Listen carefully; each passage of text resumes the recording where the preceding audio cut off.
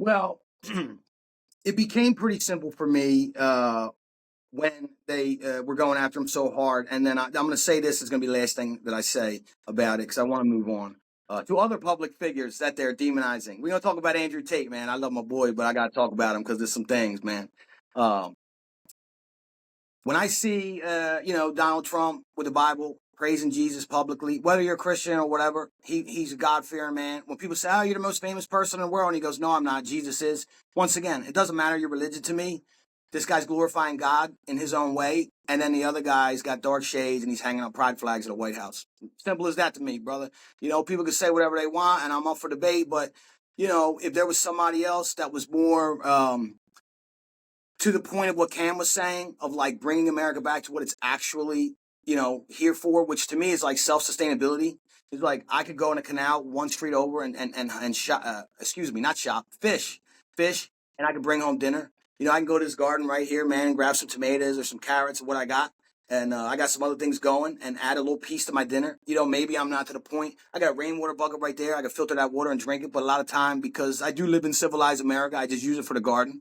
But it's getting back to these values, it's teaching my kids how to fish, teaching my kids how to hunt, teaching my children how to grow food. Because it's a good transition to talk about Andrew Tate, actually, because it's one thing that I feel like he misses quite a bit. And I guess I could publicly say this idea. I have no patents pending, but hey, guys, don't steal my idea. I'm working on it, all right? So, as many of you know, I became a, what do they call that? I don't know, real world soldier, whatever you want to call it, a little G. I went to the university. I was very interested in what these guys were doing, how they were making money, and what was this going on there, man. I like a lot of things Andrew Tate says. I like the movement behind it, resist the slave mind. I don't like a lot of stuff he says, man, and that's something that we're going to talk about. Well, enough about it to where I was intrigued enough to spend the $49.99 and join this real world university. I was a member for about 90 days. To me, at the end of the day, it was not for me. I need to be making money with doing something that I'm relatively interested in and passionate about. And drop shipping cheap plastic crap from China is not it.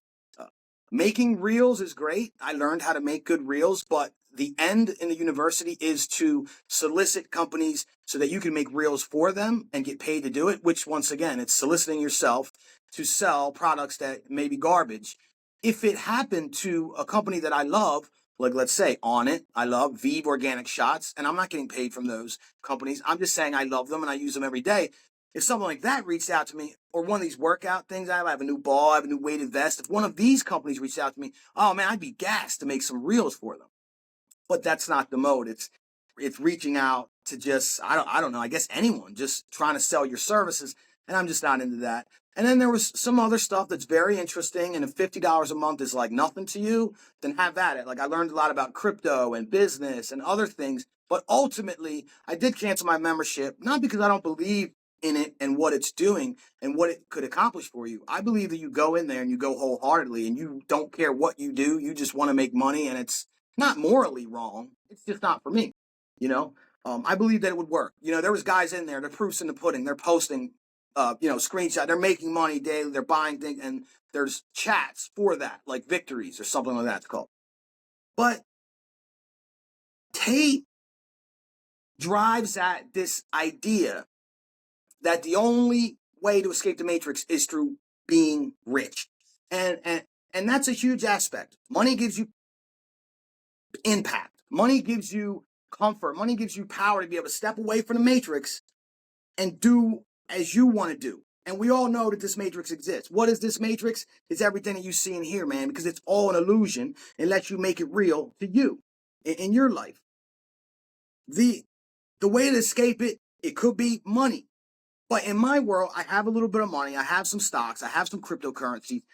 I invest in these things every week, a certain amount. It's a very disciplined and structured plan to get me where I want to be, the farm. Just in case you forgot, I'm reminding you because I got to remind myself because we have to hold on to the vision.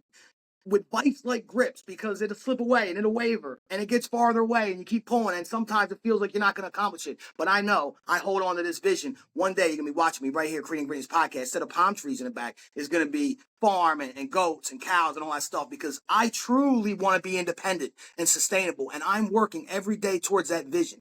Even if the step that I'm making this day is so super small and it even seems insignificant to the actual larger manifestation, I know if I keep putting the right foot forward, being righteous, being God loving, being kind, loving, but not dumb, tough, but loving, kind, but not naive. And I do these things and I hold on to that vision with everything that I have. I know eventually it'll come true. So that's my thing. I have the crypto, I have the stocks, I have some money, I have some comfort. But what if this whole thing just goes to whatever? And I don't mean like doom and gloom or, I'm not a doomsday prepper, none of that stuff. I'm not even a negative thinker.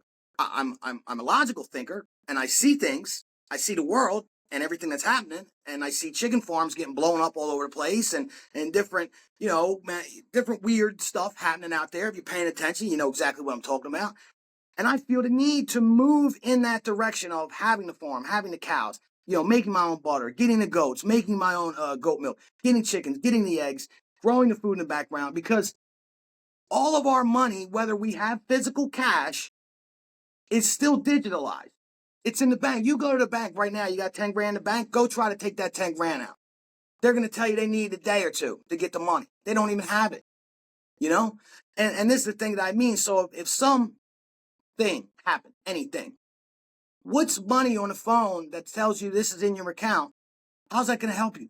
What's cryptocurrency that you really have no idea? I'm buying through a third-party app, Robinhood, and I'll promote them. They don't pay me either, but I like them. I like Robinhood a lot. You can do instant trades. You can catch the price and hold it and put your purchase in, and it's instant. You buy crypto, you get it at that price instantly. And that's an interesting thing, man.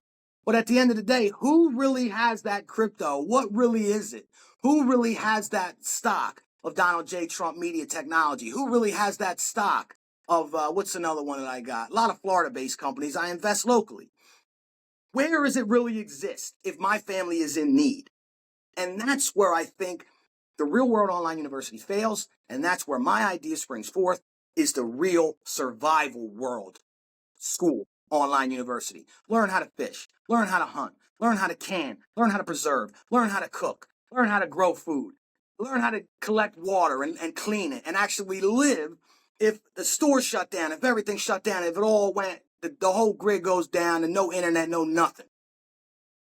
Kingacomebakks gonna be all right. You know what I'm saying? We're gonna be out here with the bow and arrow. Ay-ya! And we're gonna eat tonight. You know what I'm saying? And I guess before I move on to the other thing, because as I agree with Tate on so many topics, we're now running into a couple where I disagree. I disagree that finance is the only way out of the matrix. I think the real way back, the natural way, the way that's going to heal our souls and heal our world. Because making money doesn't heal your soul. Getting out there in the garden, putting your feet in the dirt and putting your hands in the dirt and actually watching something grow from a seed into this like beautiful thing. And then like eventually it'll flower. But the flower's not the end. Something has to come along. God has to bring along one of his little helpers to pollinate that flower just so you can get one piece of fruit, whether it be a tomato, a melon, whatever. Miraculous things have to happen.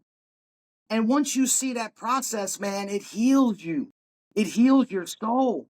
You out there fishing on the bay, it's quiet, you're just out there. It's healing. So these ways that I'm talking about is getting back to self-sustainability is also a healing journey. And that's one of my main disconnects with Tate. What are your thoughts?